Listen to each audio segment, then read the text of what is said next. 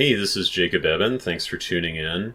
In this video, I wanted to collect together the various learnings that I have had while seeking to keep kosher or seeking to follow the biblical commands regarding eating over the past 15 years. There are a lot of things that I have learned or have become apparent to me over time I originally did not realize or did not expect. And so I want to go into these various points, collect them together into one single video, because even though I have talked about some of these points or many of these points in individual past videos, I wanted to bring them all together for those that are either looking into this topic for the first time or are on this channel for the first time. So I want to go into first the issues of command within the written Torah, within the biblical law. And two passages that we might focus on might be Leviticus chapter 11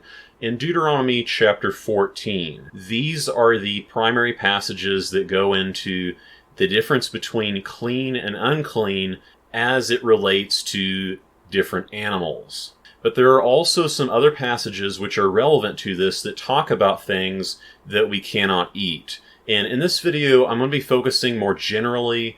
I'm not focusing on the commands for the priests, and I'm not focusing on the laws regarding the festival of unleavened bread.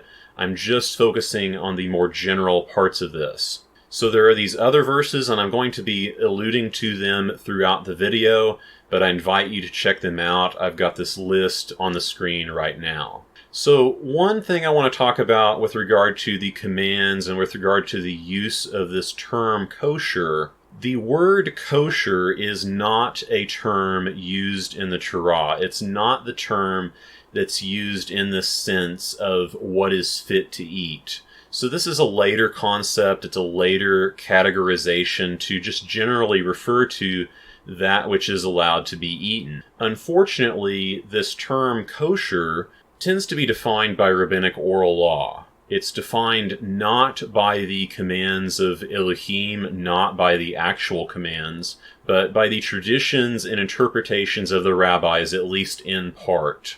And that includes the enactments of the rabbis which were added to the original commands. So if someone is adding to the law, per Deuteronomy 4:2 and 13:1 or 12:32, depending on your numbering system, that is not allowed. We are not allowed to create additional laws which add to the commands of Elohim. So if we want to focus on the written commands, the commands of the written Torah, and that is what I desire to do, then we want to make a distinction from those rabbinic traditions which are not commanded in the actual text of the written law. However, just saying that we are eating clean or that we are separating between clean and unclean, as described in the written Torah, that is not the full extent of the food-related commands. There are other rules in the written commands about eating that go beyond not eating the flesh of unclean animals.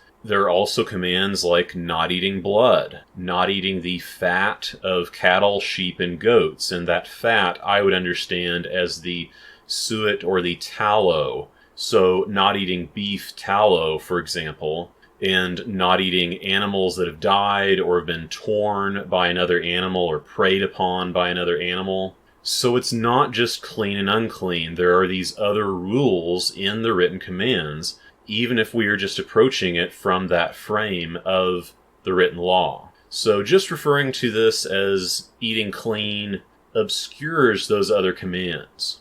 We also should recognize that the stated purpose of these commands is not health. You can see this in Leviticus 20, verses 24 through 26. It doesn't say anything about health. Also, cleanness does not dictate health. While there may be certain health effects or certain health issues that might be avoided or otherwise mitigated by not eating unclean animals, you can still eat completely cleanly and also follow the other dietary commands, and you can still make yourself overweight, you can still make yourself sick. there are probably a lot of literal poisons which would be clean. In fact, most of them probably are. So it is okay if you consider some things clean and allowed and still choose to not eat them. Just because something is unhealthy doesn't mean it is unclean according to the written law. So not only do we want to be making this distinction between the oral traditions of the rabbis, the added laws of the rabbis, and the written text of the commands, we also want to make this distinction between our own wisdom, our own preference, and the text of the commands. We don't want to be breaking the law by adding to the law either. It's not just the rabbis that do this. It is oftentimes that other people do this unintentionally. So we want to make this distinction between our own wisdom and our own inclination and that which is allowed or not allowed in the law. We can't teach them as if they were the same thing. Clean and unclean animals are described in Leviticus 11 and Deuteronomy 14. This subject is often not taught in the way that these passages teach it. There are a lot of ideas about what is clean and what is unclean and why, which are not based on the Torah text. I did an extensive video a while back about unclean birds, and I talk about these issues and talk about my research regarding the unclean birds and also more generally about clean and unclean. And you can see the link for that in the description box. Putting it simply, there are criteria for land animals, there are criteria for water animals like fish and shellfish, and there are criteria for insects. Then with regard to birds and flying animals, there is a list. This list is given that defines which ones are unclean. That is how those things are determined. That is how we determine whether an animal is clean or unclean, is either by those criteria which are listed or by the list of the unclean birds when it comes to determining whether a bird is clean or unclean.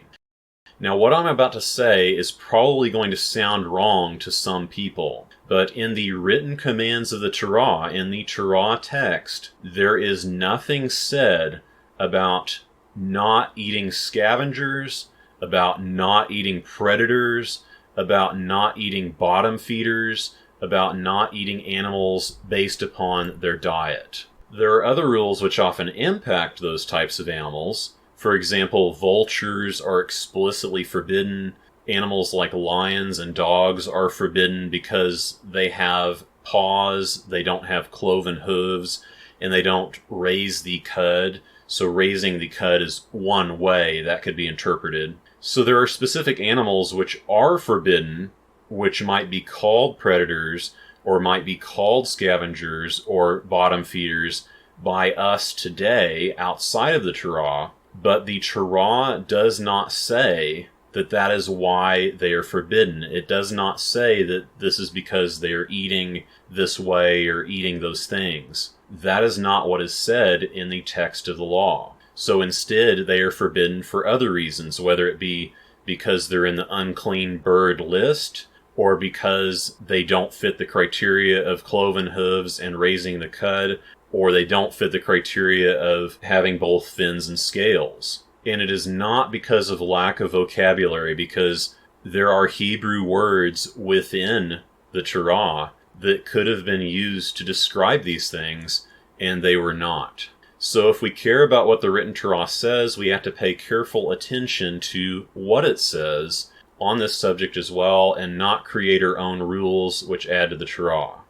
There is a distinction between an article being unclean for the purposes of offering it as an offering or bringing it to the tent of meeting, and whether it is unclean for someone to eat. There is often a distinction between types of uncleanness, whether it be the way that a person becomes unclean, the way that an offering or article becomes unclean, or whether an animal species is unclean. An animal is unclean such that a person cannot eat from its flesh because of its species. Species of the animal determines whether the animal is unclean, or the criteria related to the species determines whether it is unclean. So with regard to distinguishing between different types of clean and unclean, whether it be man, animal, or article. I cover this in another video. You can check the link for that in the description box. An animal being kept in bad conditions, or being unhealthy, being sick, or being fed with an improper diet does not make that animal become unclean for the purposes of eating it. Based upon Leviticus 11 and Deuteronomy 14, an animal is unclean based upon its species, not based upon anything else. And you can choose to not eat something, even if it is otherwise clean.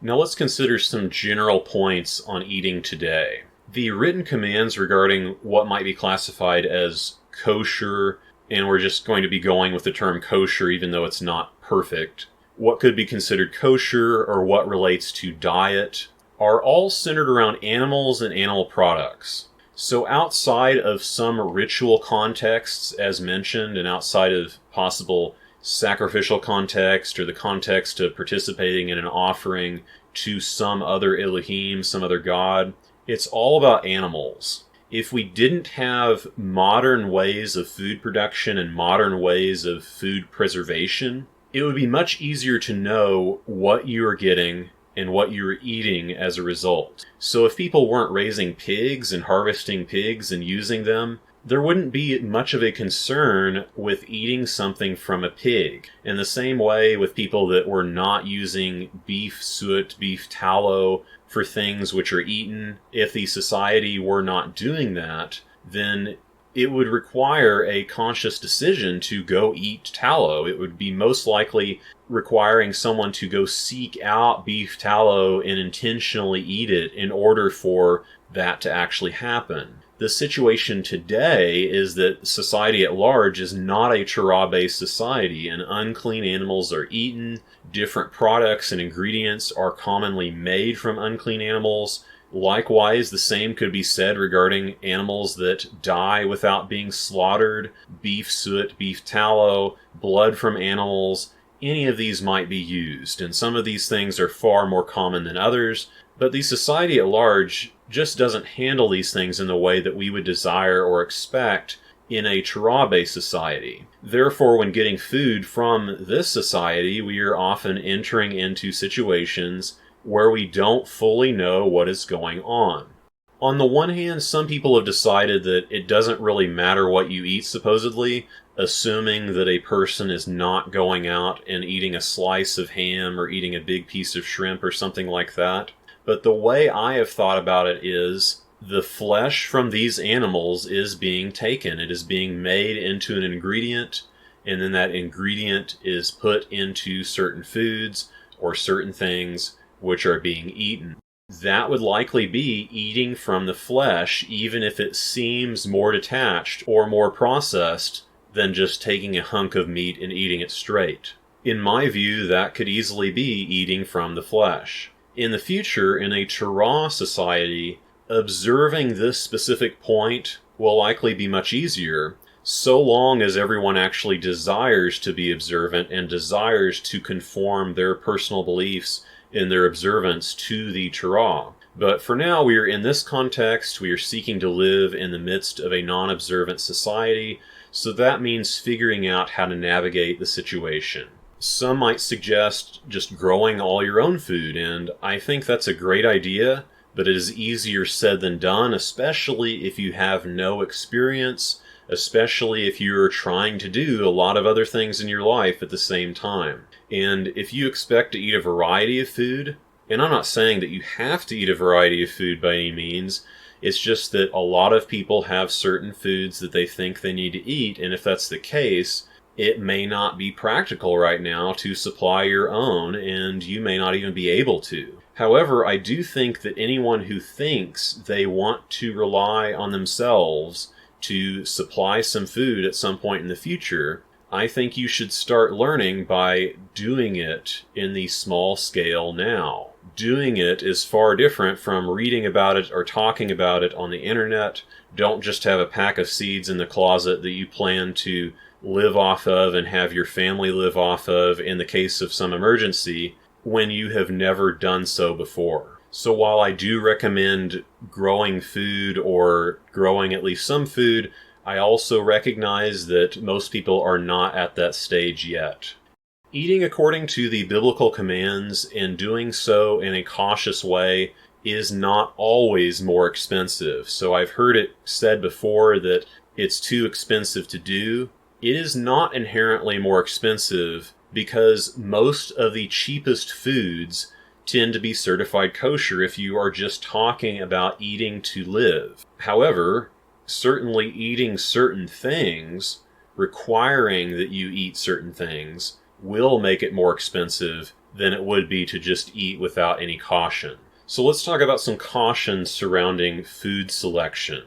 There is a lot more that goes into food production than we may realize. Who would have guessed that alcoholic drinks sometimes include unclean animal ingredients? That medicines and supplement pills sometimes include beef tallow? That vegetable oil sometimes has beef tallow or other problem ingredients added to it, even if the label just says vegetable oil? And that produce is sometimes waxed with unclean waxes? There are a lot of different things that if we are just flying by the seat of our pants and thinking that we already know how things work based on our intuition, that we would not know. So even people that regularly look at ingredients labels only have limited knowledge of what goes into most commercial foods. I probably thought that I had it figured out after researching it for a month or two back 15 years ago, and I probably thought that I knew which ingredients were okay and which ones weren't. But then I kept learning more and more in the subsequent months, the subsequent years. These vegan lists and similar that you find on the internet, they're not always right.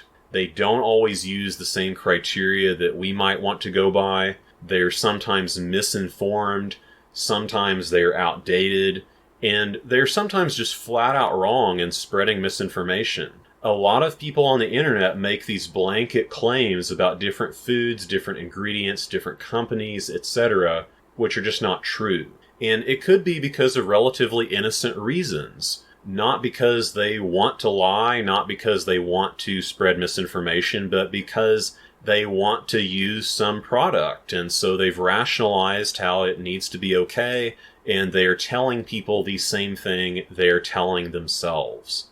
Now let's consider kosher certifications, other certifications and symbols which might be on different foods and products. It is tempting to think that the rabbis have their own additional rules that we don't care about. Therefore, we're going to try to bypass those rules and figure it out on our own. Figure out if the food is acceptable to eat by the standard of the written commands as we understand it. So some of these things that we may want to eat might be prohibited because of some rabbinic rule that we don't care about and that isn't in the actual law.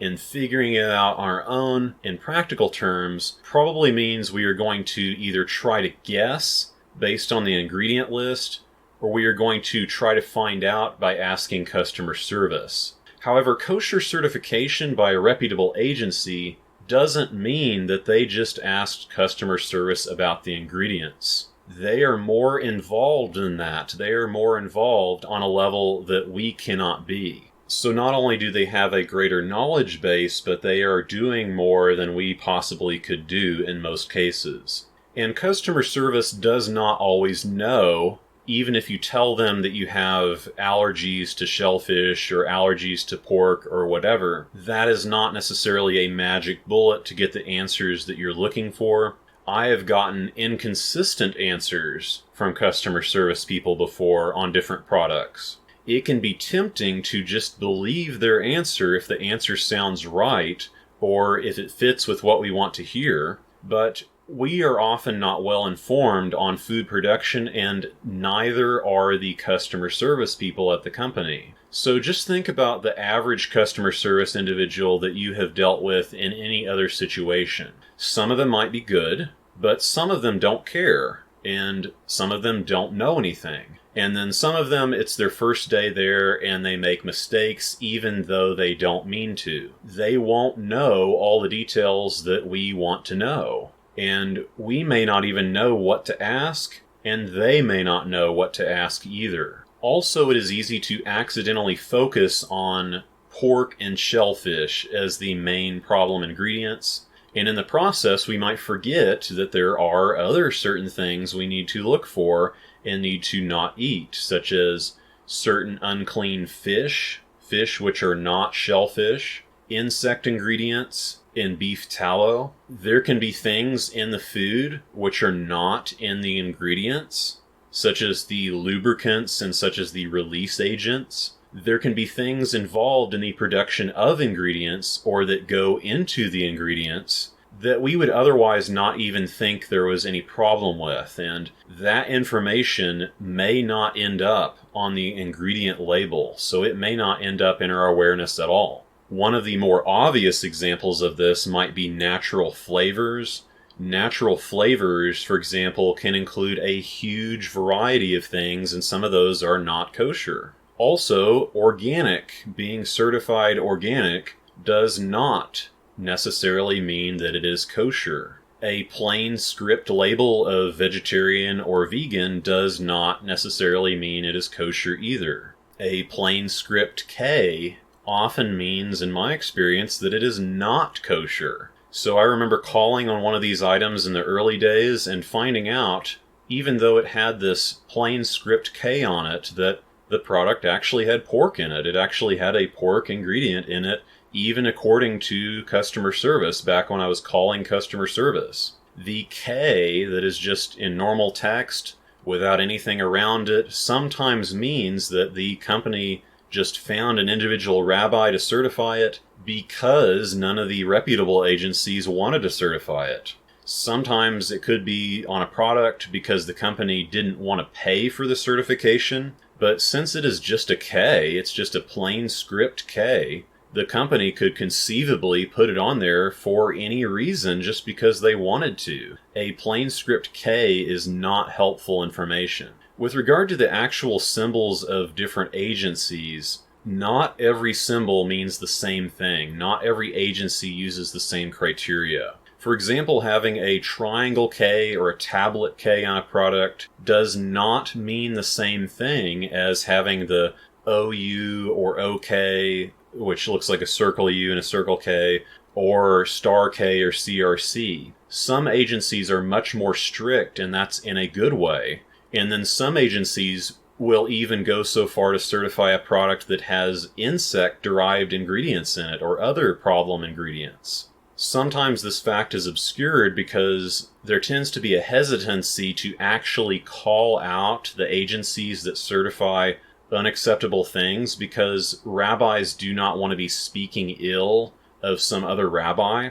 So what you will find instead is that people refer to agencies or heshers which are recommended and which are not recommended. One website that I've used before is kosherquest.org. It has a lot more information about the organizations which are out there, and I do not run that site. I do not necessarily endorse everything on it, but I've spoken with the owner of the site. It's a site that I refer to at times. Now let's talk about dining out, eating at restaurants.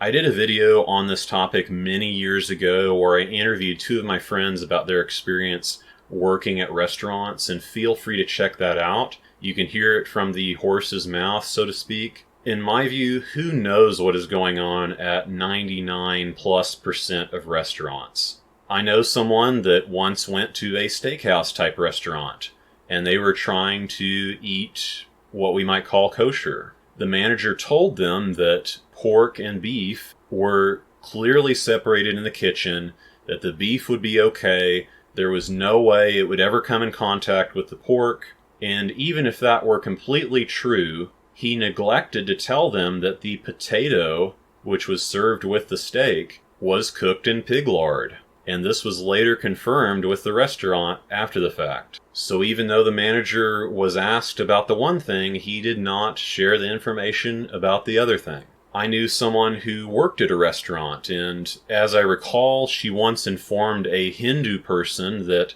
there were no animal ingredients in some particular dish in what the person was ordering. And then later on, she found out that was incorrect, that she had told him something incorrect well after he'd already eaten it, well after he was gone, even though it was unintentional, even though she had wanted to be truthful and helpful. So even though he asked about it and was told that it was okay, he ended up eating the thing that had the animal ingredients, even though he didn't want to.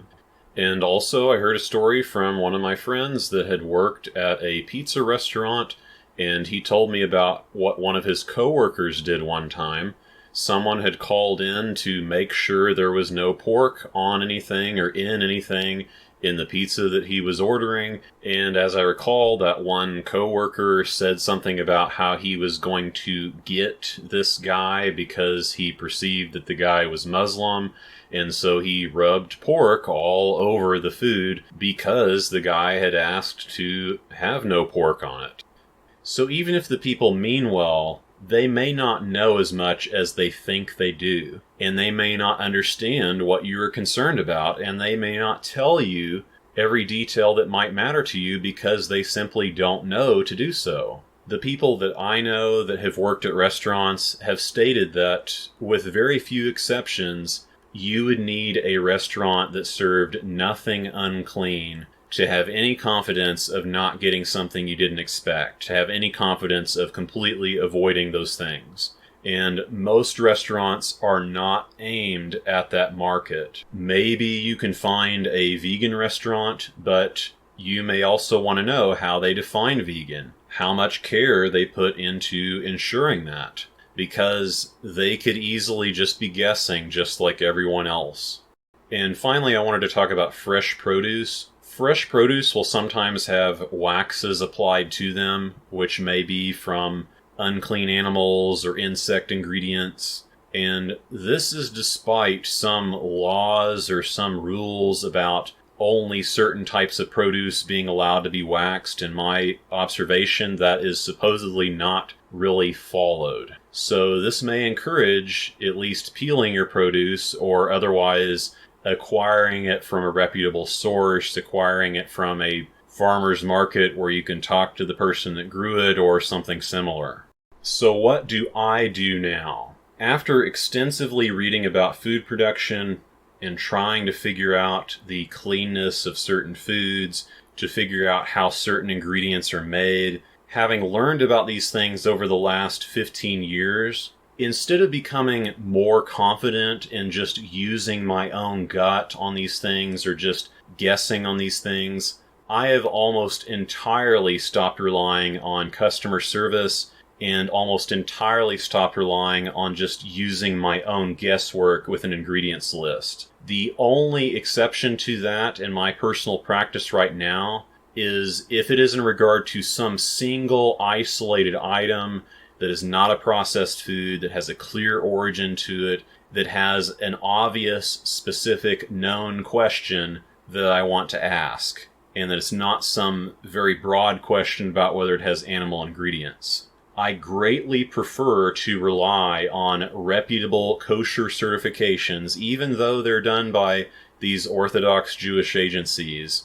I greatly prefer to rely on that, or to rely on food which I know the source of, for example, food which I produce myself. If this is something which you care about, and it is coming from someone other than yourself, if you are not yet producing this food, if it is not from a known source, then I would suggest heeding these warnings and considering them.